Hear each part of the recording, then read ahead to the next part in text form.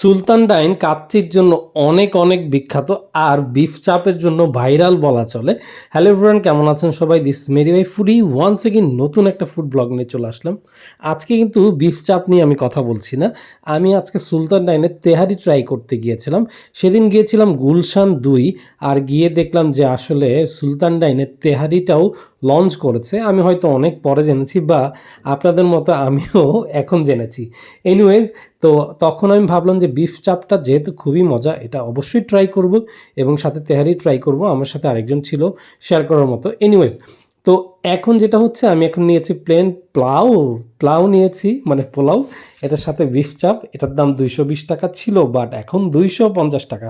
তারপরেও মন্দের ভালো, মানে এটা আসলে এত বড় একটা মাংসের টুকরা দেয়, 200-250 টাকা আপনার খুব একটা গায়ে লাগবে না। বিকজ 140 টাকায় আমরা লোকাল যেখানে খাই, লোকাল দোকানে, এখান থেকে এটা মাস্ট বেটার বলা চলে।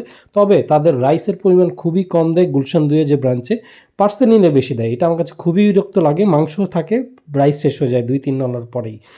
আর যেটা হচ্ছে, তাদের যে তেহারিটা আছে এটা হচ্ছে 250 টাকা এবং বিফ চাপও 250 টাকা। মোটামুটি দুইটার দামই এখন সমান হয়ে গেছে। সুলতান ডাইনের যে জালি কাবাবটা আছে এবং যে বোরহানিটা আছে, এই দুইটাও খুবই মজা। তবে জালি কাবাবের দামটা বেশি মনে হয় আমার কাছে সবসময়ই। বোরহানির দামটা তো আমার কাছে সবসময় বেশি মনে হয়ই। তো যাই হোক, একটু তো বেশি মনে হতেই পারে, বিকজ তারা একটু পরিবেশ মেনটেন করে, সব কিছু মেনটেন করে। বাট তারপর আমার কাছে দামটা নিয়ে একটু কম, মানে আমার কাছে বেশিই লাগে। এনিওয়েজ, এখন এটা খাচ্ছি তেহারি, বা তেহারি হচ্ছে তাদের নতুন সংযোজন। এখানে হচ্ছে মাটন তেহারি, তাই আপনি অনেক বেশি মাংস এক্সপেক্ট করলেও কিন্তু পাবেন না, বিকজ এটা পসিবল না।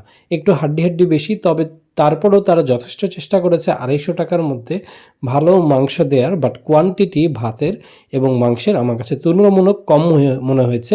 তবে টেস্টটা খুবই ভালো রেখেছে এখন পর্যন্ত। আপনারা চাইলে ট্রাই করতে পারেন। থ্যাংক ইউ সবাইকে। আসসালামু আলাইকুম।